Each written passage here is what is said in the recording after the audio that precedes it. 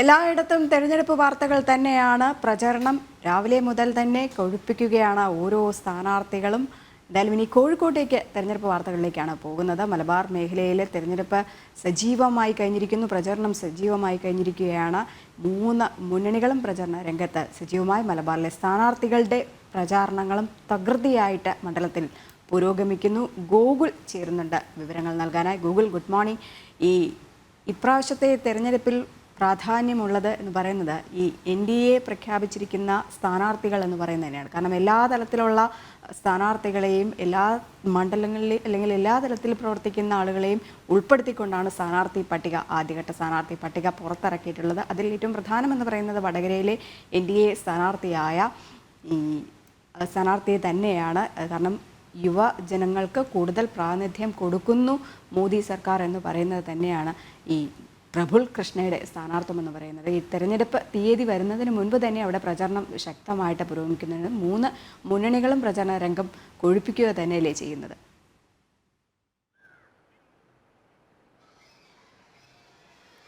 അതെ രജനി, ഈ NDAയുടെ ആദ്യഘട്ട സ്ഥാനാർത്ഥി പട്ടിക പ്രഖ്യാപിച്ചപ്പോൾ തന്നെ വടകര, കോഴിക്കോട്, കാസർഗോഡ് മുതലായ മണ്ഡലങ്ങളിലെ സ്ഥാനാർത്ഥികളുടെ പട്ടിക പേരുകൾ NDA മുന്നണി പ്രഖ്യാപിച്ചിരുന്നു. അതുകൊണ്ട് തന്നെ ഈ മേഖലകളിലേക്ക്, മലബാർ മേഖലകൾ ഉൾപ്പെടെ മറ്റ് സ്ഥാനാർത്ഥികളെക്കാട്ടിലും ഒരു പടി മുന്നിൽ നിർത്താൻ വേണ്ടി പ്രചരണ രംഗത്തായാലും ആളുകളെ കാണുന്നതിലായാലും മറ്റ് തെരഞ്ഞെടുപ്പുമായി ബന്ധപ്പെട്ട മറ്റു പ്രവർത്തനങ്ങളിലൊക്കെ ഒരു പടി മുന്നിൽ നിൽക്കാൻ NDA സ്ഥാനാർത്ഥികൾക്ക് സാധിച്ചിട്ടുണ്ട് എന്നതാണ് ഈ മലബാർ മേഖലയിലെ രാഷ്ട്രീയം, ഇതുവരെയുള്ള തെരഞ്ഞെടുപ്പ് രാഷ്ട്രീയം പരിശോധിക്കുമ്പോൾ നമുക്ക് മനസ്സിലാക്കാൻ വേണ്ടി സാധിക്കുന്നത്.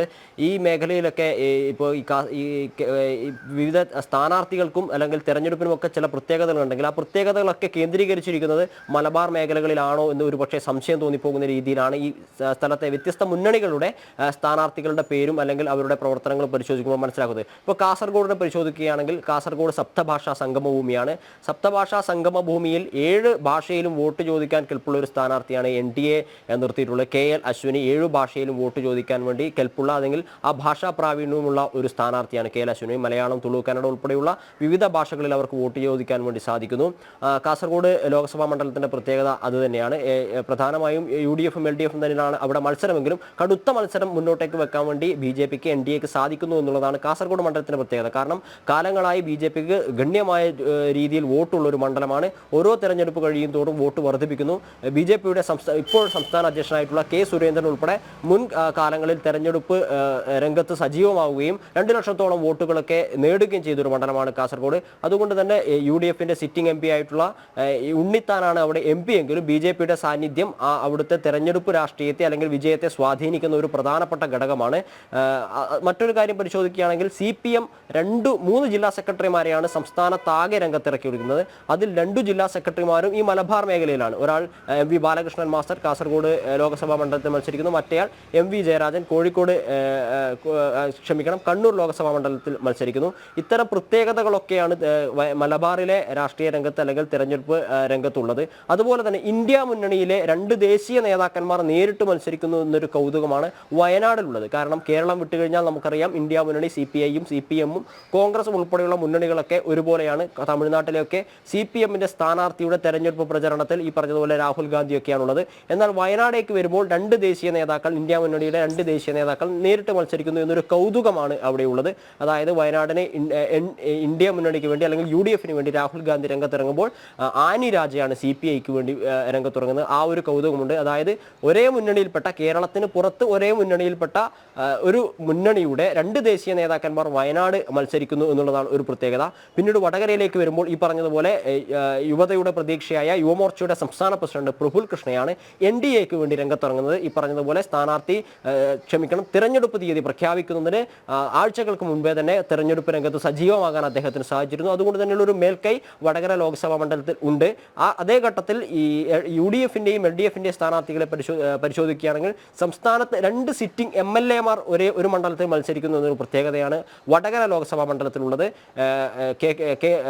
പത്മജ വേണുഗോപാൽ BJP-യിലേക്ക് വന്നത് മൂലം കോൺഗ്രസിനുണ്ടായിട്ടുള്ള ഒരു അടിയൊഴുക്കിനെ തടയാൻ വേണ്ടി അല്ലെങ്കിൽ അതിനെ പ്രതിരോധിക്കാൻ വേണ്ടി K മുരളീധരൻ വടകര വടകരയിൽ നിന്ന് തൃശ്ശൂരിലേക്ക് പോയ സമയത്ത് പാലക്കാട് എം പി ആയിട്ടുള്ള ഷാഫി പറമ്പിൽ ഇങ്ങോട്ടേക്ക് വരുന്നു.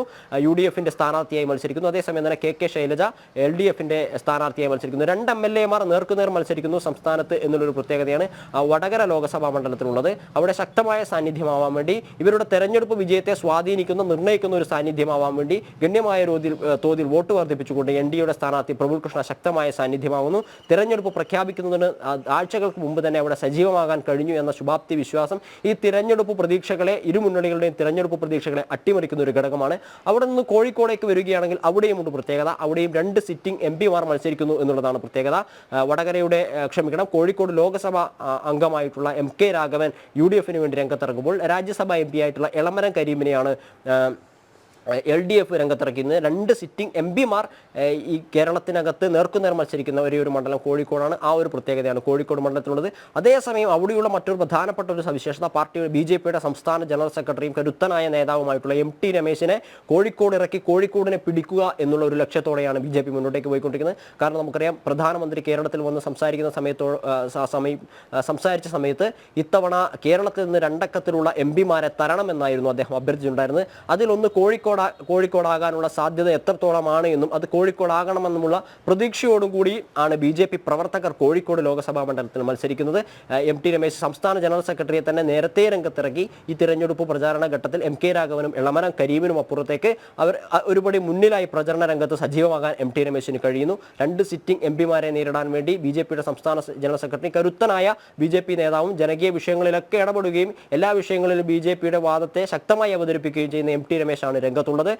അദ്ദേഹം 2 ഘട്ട പ്രചരണം പൂർത്തിയാക്കി കഴിഞ്ഞു. അതായത് ആദ്യഘട്ടത്തിൽ വീടുകൾ കയറിയുള്ള വോട്ട് അഭ്യർത്ഥന കഴിഞ്ഞു. ഇപ്പോൾ 2ാം ഘട്ടത്തിൽ ലോക്സഭാ മണ്ഡലത്തിൽ ഉൾപ്പെടുന്ന എല്ലാ നിയമസഭാ മണ്ഡലങ്ങളിലുമുള്ള റോഡ് ഷോകളാണ് ഇപ്പോൾ പുരോഗമിച്ചുകൊണ്ടിരിക്കുന്നത്. ഈ 2 സിറ്റിംഗ് MP-മാരെ, അതായത് ലോക്സഭാ MP ആയ MK രാഘവനെയും രാജ്യസഭാ MP ആയ ഇളമരം കരീമിനെയും നേരിടാൻ BJP MT രമേശ് സംസ്ഥാന ജനറൽ സെക്രട്ടറി MT രമേശിനെ നേരത്തെ തന്നെ കളത്തിലിറക്കി കഴിഞ്ഞു. ഇരു മുന്നണികൾക്കും ശക്തമായ വെല്ലുവിളി ഉയർത്തിക്കൊണ്ട് MT രമേശിന് ജനങ്ങൾക്കിടയിൽ മുന്നോട്ടേക്ക് പോകാൻ വേണ്ടി സാധിക്കുന്നു എന്നുള്ളതാണ് മറ്റൊരു പ്രത്യേകത. പിന്നീട് അങ്ങോട്ട് പോവുകയാണെങ്കിൽ മലപ്പുറത്ത് മുസ്ലിം ലീഗ് സംസ്ഥാനത്ത് ആകെ 2 സീറ്റിലാണ് മത്സരിക്കുന്നത്. ആ 2 സീറ്റും മലപ്പുറം ജില്ലയിലാണ്, മലബാർ മേഖലയിൽ പെടുന്ന മലപ്പുറം ജില്ലയിലാണ് എന്നുള്ളതാണ് പ്രത്യേകത. 2 കാലങ്ങളായിട്ട് മുസ്ലിം ലീഗ് തന്നെ ഭരിക്കുന്ന ഒരു മണ്ഡലമാണ്. മുസ്ലിം ലീഗിന് സ്വാധീനമുള്ള ഒരു മണ്ഡലം തന്നെയാണ് മലപ്പുറവും പൊന്നാനിയും. മലപ്പുറം ജില്ലയിൽ എന്തായാലും മലപ്പുറത്ത് പ്രചാരണ ചൂട് ഏറുക തന്നെയാണ് ചെയ്യുന്നത്.